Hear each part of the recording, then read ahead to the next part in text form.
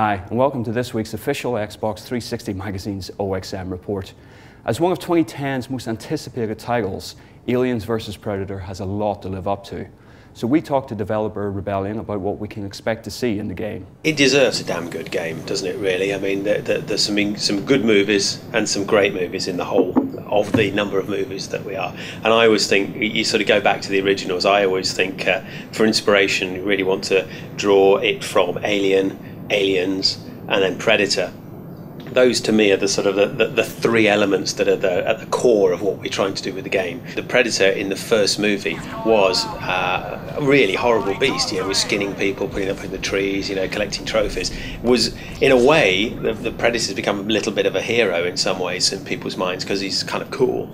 But in the first movie, he was a nasty, nasty creature trying to kind of, hunt people down. Same with the Alien. The Alien's kind of, we're all a bit more familiar with the Alien and the Predator now because we've seen him in lots of different things. But at the same time, going back to the basics of them, they are killing machines, and that's what we've tried to bring out. We like the idea of grown-ups playing the game and going, that must have hurt. Just that kind of visceral reaction is very important to us because that's what we're doing. We're entertaining grown-ups here, and it needs to push boundaries. But it also works for gameplay as well, and it's completely exactly right for the Alien. That's what aliens do. Yeah, you don't do any of this as the Marine. As a human, you don't inflict anything like this upon any of the human being. You've got your pulse rifle and you're trying to stay alive. But yeah, as the Alien and the Predator, you're these horrific beasts that, to them, human are toys. We've seen games where you're a soldier running around shooting things, and that's great. And we think we've nailed that as well. We think we're excellent at that. The Alien mode, though, the kind of Alien campaign is challenging in a different way. It's got all those elements, but it feels alien, which is great. The Xenomorph's essence is a reduction to a universal truth: survival through merciless necessity. They are uncompromised by remorse or pity. I admire them. I strive to emulate them. I can play villains or good guys, but they always have me either playing a straight-out villain or a guy that you think is a villain and he turns out to be a good guy. They just never give me the straight good guy. And I don't really like those roles anyway because they're usually too, I don't know. You either have to be like an ex-wrestler that runs a lot in the movie, right, or somebody that can kick above their head, and then they're pretty generic after that.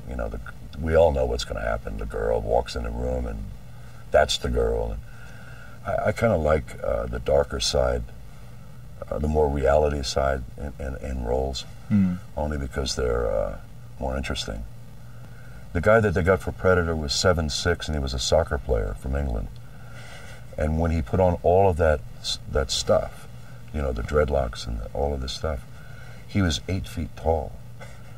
And I don't know if you've ever stood around anybody 8 feet tall and watched them really move. That's a mind blower, man. I mean, it made you feel insignificant. The alien ones are much more difficult to do, in terms of, the way they move. And when I saw what Ridley Scott had done with the first one, excuse me, it was really scary because it looked like a tick or a newborn baby. It had so many virtues of alien things. I mean, I'd never seen anything like that before.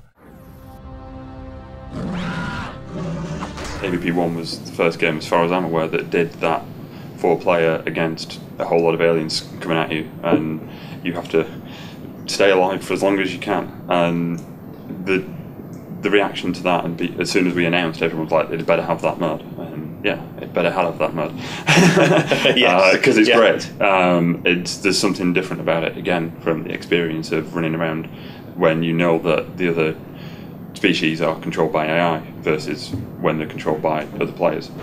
It's quite fun playing a multiplayer game where you know you are going to lose eventually, but it's how well you lose that matters. Yeah. And that's the sort of part of the atmosphere of this game. The aliens are bad, and the predator's nasty, and you're a Marine, and that's kind of exciting because chances are you're going to die horribly. But that's kind of fun as well. And in multiplayer, we try to sort of build on that, the atmosphere of that. I would hope that people go, wow, they've really achieved what they set out to achieve, and they've actually innovated in areas as well, and that's kind of nice. We always try and push the boundaries a little bit. Yes, I would be very surprised if people are disappointed. For more information about Aliens vs Predator, pick up the newest issue of OXM 360 that's on sale in shops now.